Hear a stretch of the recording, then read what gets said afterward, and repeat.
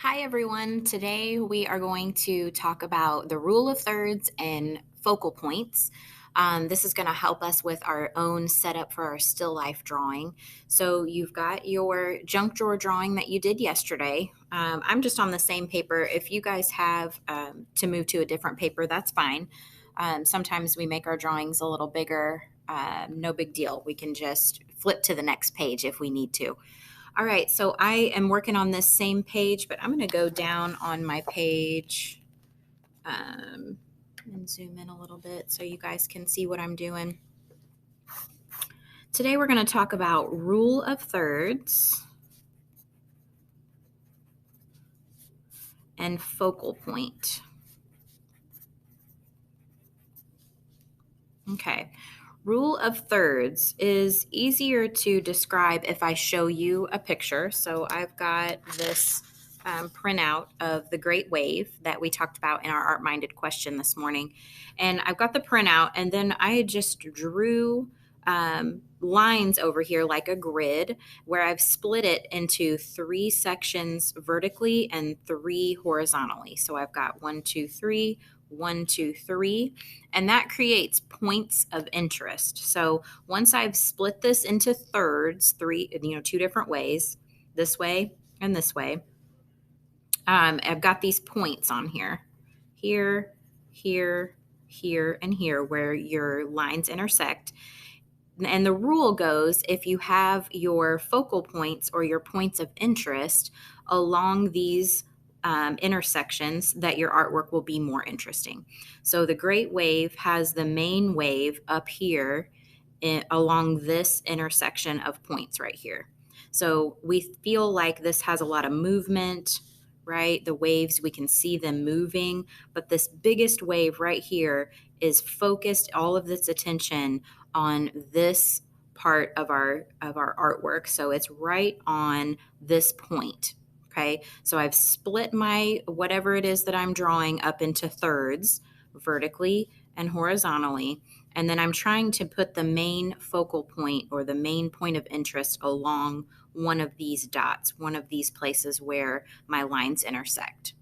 So for the definition of rule of thirds, we've got that it's about composition. Okay. We're going to split our artwork into thirds horizontally and vertically to create points of interest. The point of interest, then, the main point would be the focal point. So these would be here's our paper, here's our artwork. We're splitting it into thirds. And then these would be our points of interest in our composition, with one being the main focal point.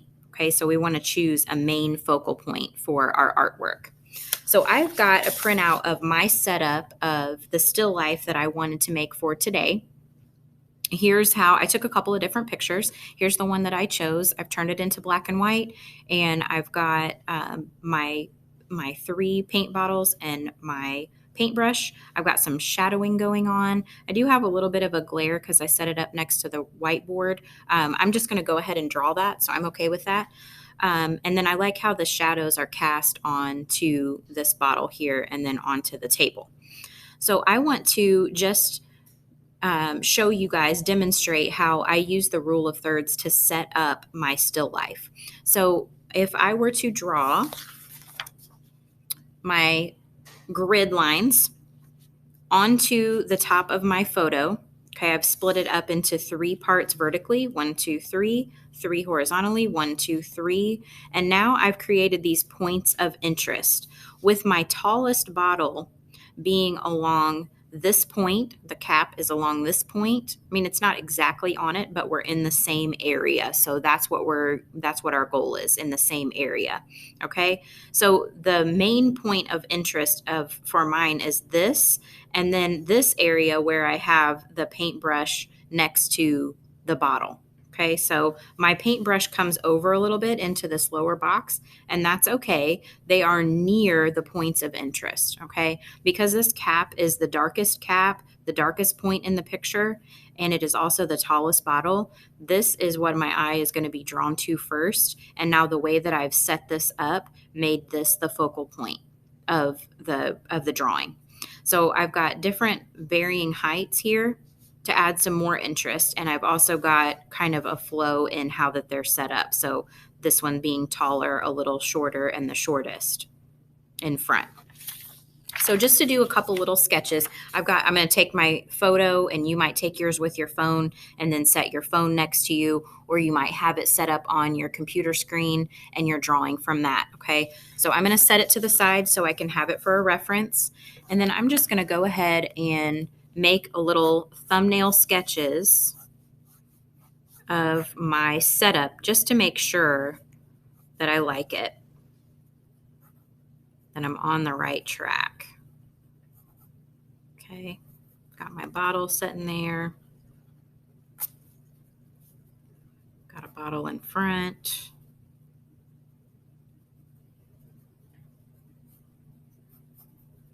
And then I've got the other bottle back behind. So I'm layering them. And then I've got my paintbrush at a diagonal also to add more interest to my composition. So play around with composition, do your thumbnail sketches, play around with the rule of thirds, make sure that you have some points of interest, right? Your main items along a point of interest. Choose a focal point for your composition. So set up your things in different ways.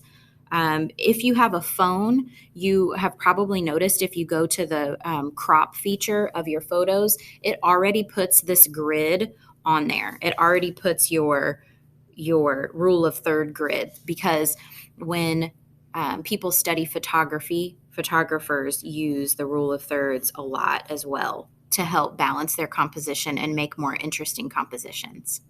All right, so do some sketches, do some thumbnail sketches, read over your instructions, and make sure that you are completely understanding of the assignment, and then get to drawing. Happy drawing. Bye, guys.